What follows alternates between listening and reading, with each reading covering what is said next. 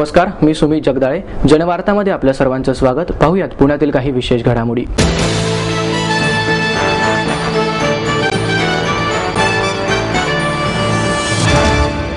जागतिक ग्रंथ दिनानिमित्त दुर्मिळ ग्रंथ आणि नियतकालिकांच्या प्रदर्शनाचं आयोजन करण्यात आले आहे. महाराष्ट्र साहित्य परिषद आणि जनवाणी संस्थेतर्फे वारसा सप्ताह आणि जागतिक ग्रंथ दिनानिमित्त आयोजित दुर्मिळ ग्रंथ आणि नियतकालिकांच्या प्रदर्शनाचं उद्घाटन ज्येष्ठ समीक्षक प्र. के. शिरवाडकर यांच्या हस्ते करण्यात आलं. यावेळी प्राजक्ता पंशीकर, डॉ. माधवी वैद्य, प्राध्यापक मिलिंद जोशी, सुनील महाजन आदी मान्यवर व्यासपीठावर उपस्थित होते. हे प्रदर्शन 20 व 21 एप्रिल रोजी सकाळी 10 ते रात्री 8 या वेळेत सर्वांसाठी खुले राहणार आहे.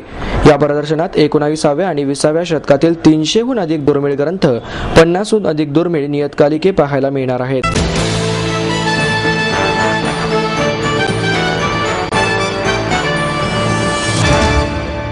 छत्रपती शिवाजी महाराजांच्या पुतळ्यामुळे देशाचं संरक्षण करणाऱ्या भावी पिढीला प्रेरणा मिळेल, असं प्रतिपादन केंद्रीय कृषी मंत्री शरद पवार यांनी केलं. महानगरपालिकेच्या वतीनं खडकवासला येथील राष्ट्रीय संरक्षण प्रबोधिनी अर्थात एनडीए येथे श्री छत्रपती शिवाजी महाराज यांच्या अश्वारूढ पुतळ्याचं अनावरण पवार यांच्या हस्ते करण्यात आले. त्यावेळी ते बोलत होते. Air marshal KS. गिल, महापौर वैशाली बनकर यांच्यासह उपमहापौर दीपक माणकर, खासदार ॲडव्होकेट वंदना चव्हाण आणि नगरसेवक उपस्थित होते. परकीय आक्रमणाखाली चिरडल्या जाणाऱ्यांसाठी छत्रपती शिवाजी महाराजांनी हिंदवी स्वराज्याची स्थापना केली, मात्र अन्य राज्यकर्त्यांप्रमाणे त्यांनी घराणेशाही स्थापन केली नाही, असं मत केंद्रीय कृषी मंत्री शरद पवार यांनी व्यक्त केलं. राष्ट्रीय संरक्षण प्रबोधिनीमध्ये उभारण्यात आलेल्या शिवाजी महाराजांच्या पुतळ्यामुळे देशाचे संरक्षण करणाऱ्या भावी पिढीला युद्धनीती, प्रशासन आणि शिस्त बाळगण्याची प्रेरणा मिळेल, अशी अपेक्षाही पवार यांनी व्यक्त केली. तसंच हिंदवी स्वराज्य स्थापन झाले तेव्हा राज्यातील जनता परकीय आक्रमणाखाली चिरडली जात होती. त्यावेळी दिल्लीत मोगलांचे तर दौलताबादला यादवांचे राज्य होते. मात्र शिवाजी महाराजांनी राज्य स्थापन करताना भोसल्यांची राजवट निर्माण केली नाही, तर हिंदवी स्वराज्याची स्थापना केली. शिवाजी महाराज युद्धनीतीमध्ये कुशल होते. मर्यादित सैन्य आणि शस्त्रसाठा असतानाही प्रतिस्पर्ध्याला नामोहरम करणे हे त्यांच्या युद्धनीतीचे वैशिष्ट्य होते. राज्य करताना महाराजांनी अनेक आदर्शही घालून दिलेत. दुष्काळी परिस्थितीत जनतेला मदत करण्यासाठी संपत्ती काढून शेतीची सामग्री तयार करण्यास सांगितले. महिलांवरील अत्याचार थांबविले. समाजातील सर्व घटकांना बरोबर घेऊन राज्य केले. त्यामुळे 350 वर्षानंतरही समाज मनातील त्यांचे स्थान कायम आहे. त्यामुळे एनडीए मधून बाहेर पडणाऱ्या प्रत्येकाला केवळ युद्धनीतीच नव्हे तर प्रशासन आणि शिस्त बाळगण्याची प्रेरणाही त्यामुळे मिळेल, असं त्यांनी सांगितलं. शिवाजी महाराजांनी केवळ महाराष्ट्राला नव्हे तर देशाला प्रेरणा दिली आहे. शिवाजी महाराज हे शौर्याचं प्रतीक असल्याचेही एअर मार्शल गिल यांनी सांगितले. माहेर सोडून सासरी आले. इथे प्रेमाची, मायेची माणसं होती, पण माझं भविष्य सुरक्षित आहे याचा आनंद, आत्मविश्वास वाढवणारा होता. Samruddha Jeevan multistate multipurpose cooperative society limited. गुंतवणूक भावनांची, आनंद लक्षावधीचा. Samruddha Jeevan multistate multipurpose cooperative society limited.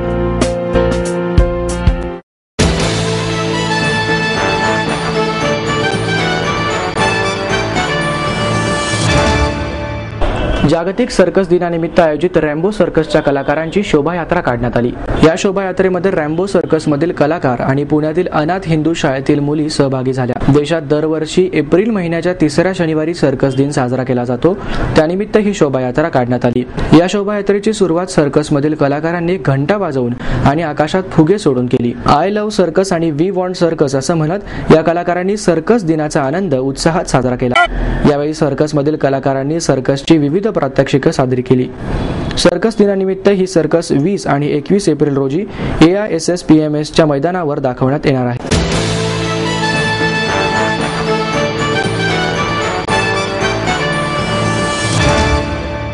350 वर्षापूर्वी घडलेली थरारक घटना पुन्हा एकदा महानाट्याच्या माध्यमातून जिवंत करण्यात आली.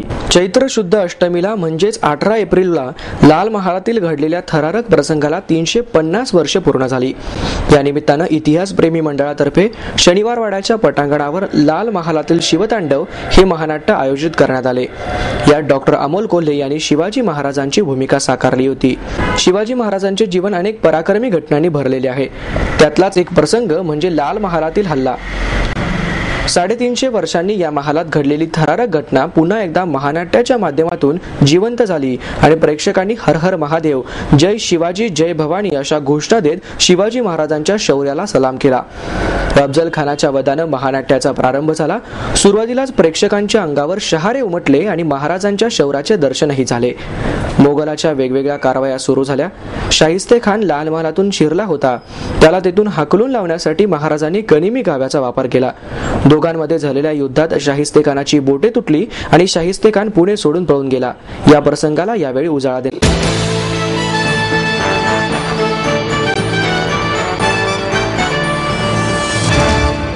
गुन्हे शाखेने घरफोडी संदर्भात 3 आरोपी आणि 2 सराफांना अटक केली आहे. गुन्हे शाखेने अटक केलेल्या आंतरराज्यीय टोळीकडून घरफोडीचे आणखी 19 गुन्हे उघडकीस आले आहेत.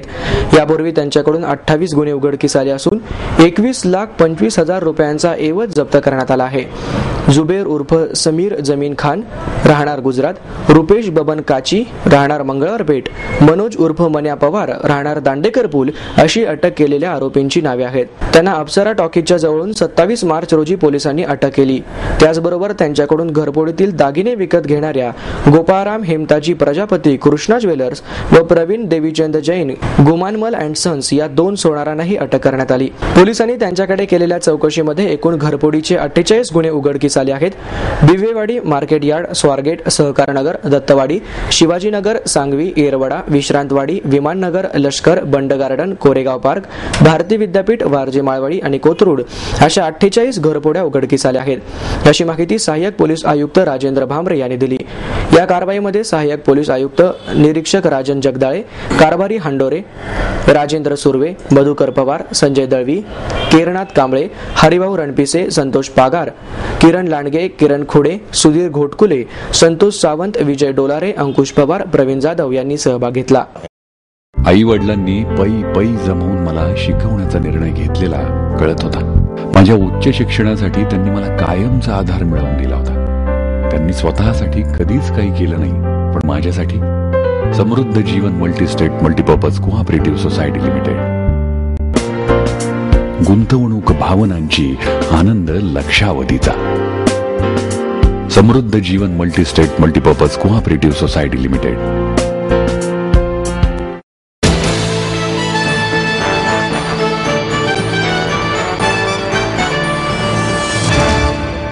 आरभाट शॉर्ट फिल्म क्लबचे उद्घाटन ज्येष्ठ अभिनेत्री ज्योती सुभाष यांच्या हस्ते करण्यात आले. यावेळी क्लबचे निर्माते उमेश कुलकर्णी व गिरीश कुलकर्णी तसेच दिग्दर्शक सुनील सुकटणकर, ज्येष्ठ अभिनेते दिलीप प्रभावळकर आदी उपस्थित होते. यावेळी दिग्दर्शक शिवाजी लोटन पाटील, अभिनेत्री उषा जाधव, दिग्दर्शक विक्रांत पवार यांचा सत्कार करण्यात आला.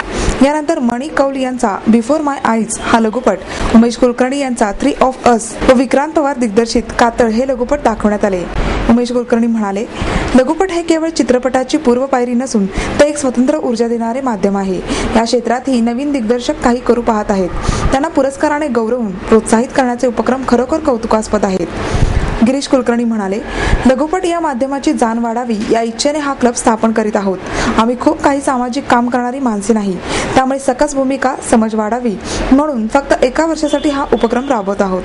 या माध्यमाची पूर्ण माहिती नसल्याने योग्य वयातील ऊर्जा वाया जाऊ नये म्हणून हा उपक्रम आहे.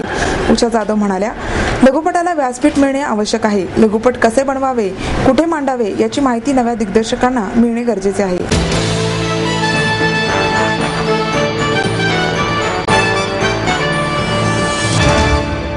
साईबाबांनी सांगितलेल्या श्रद्धा आणि सबुरीची समाजाला खऱ्या अर्थाने गरज आहे, असं मत नव्या पिढीचे शास्त्रीय गायक राहुल देशपांडे यांनी व्यक्त केलं. श्री साईनाथ मंडळ ट्रस्टच्या वतीनं रामनवमी निमित्त देण्यात येणारा साई पुरस्कार देशपांडे यांना ज्येष्ठ व्हायोलिन वादक प्रभाकर जोग यांच्या हस्ते प्रदान करण्यात आला.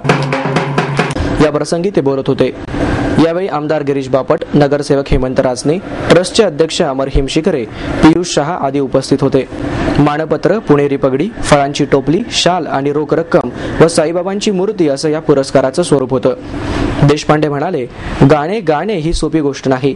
आजच्या स्पर्धेच्या युगात गाण्याची अवस्था खूपच विदारक होत चालली आहे. सूर मनापासून हाताळले गेले पाहिजेत. वसंतराव देशपांडेंच्या घरात माझा जन्म झाल्याने रक्तातच गाणे आहे. त्याला सर्व गुरुजनांचा आशीर्वाद मिळाला. हे जरी असले तरी मी गाण्याची मनापासून उपासना व सराव करतो. सुरांची मी श्रद्धेनं पूजा करतो. कलाकार खूपच संवेदनशील असतो. प्रत्येकाने आपली संवेदना जागरूक ठेवली पाहिजेत, असंही देशपांडे म्हणाले.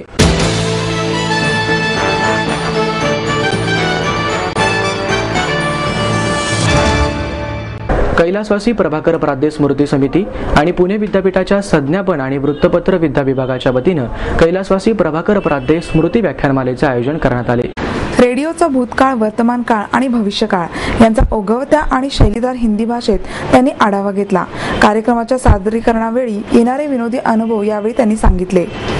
आजचा रेडिओ हा सध्याच्या बाजार व्यवस्थेचा गुलाम झाला आहे, जो कधी काळी लोकांचे मनोरंजन आणि खरी माहिती देण्याबरोबरच शिक्षणही देत होता. तोच रेडिओ आज खरोखर ग्राहक तसेच खर्च करा आणि मजा करा अशी प्रवृत्ती तरुणांमध्ये निर्माण करीत असून तो केवळ बडबडणारा डब्बा झाला आहे, असं मत विविध भारतीचे निवेदक युनुस खान यांनी व्यक्त केले. मध्यम वर्गातून श्रीमंतांमध्ये गेलेला रेडिओ हा आता तरुण तरुणींना गुलाबी करण्यात व्यग्र आहे, अशा शब्दात त्यांनी सध्याच्या आक्रमक सादरीकरणावर टीका केली. पुढे बोलताना खान म्हणाले, पूर्वीचा रेडिओ हा ज्येष्ठ नागरिक, शेतकरी, मजूर, तरुण महिलांसाठी कार्यक्रम करीत होता. आजचा रेडिओ मात्र 25च्या तरुणांचा झाला आहे. त्यावरील कार्यक्रमाचे स्वरूप हे प्रेम विवाह, अनैतिक संबंध असे अधिक गुलाबी झाले आहे. सादरीकरणात विचारांचा अभाव आहे. या परिपक्वतेतून सुमार सल्ले दिले जात आहेत. प्रत्येक प्रश्न आणि समस्येवरील उत्तर काही सेकंदात मिळत आहे. लोकांवर गाणी थोपवली जात असून कर्कशपणा वाढला आहे. तरुणांना त्यांचे भविष्य व नोकरीची चिंता आहे. त्यांना कला, संस्कृती यांसारख्या अनेक गोष्टी समजून घ्यायच्या आहेत, पण आजच्या रेडिओमध्ये त्याला स्थान नाही, असे सांगून रेडिओचे स्वरूप बदलायला हवे, कारण ज्याला दर्जा आहे तेच दीर्घकाळ टिकते. हा नियम सर्वांना लागू आहे, असे खान यांनी नमूद केले. आपलं स्वप्न, आपलं मन, आपलं स्वतःचं घर हेच खरं धन. समृद्ध जीवन पार्क सादर करत आहे 140 फ्लॅट्सची एक प्रशस्त गृह योजना. कात्रज कोंढवा रोडवर बिबवेवाडीपासून फक्त 2 किलोमीटर अंतरावर आपल्या आर्थिक गणितात बसणारे 1 व 2 BHK फ्लॅट्स. तब्बल 3 मजली पार्किंग सह ऐस गार्डन, क्लब हाऊस आणि इतर सुविधांनी सुसज्ज. बुकिंग साठी संपर्क 9850937373 9850947373. समृद्ध जीवन, नांदी सौभाग्याची, सुरुवात प्रगतीची.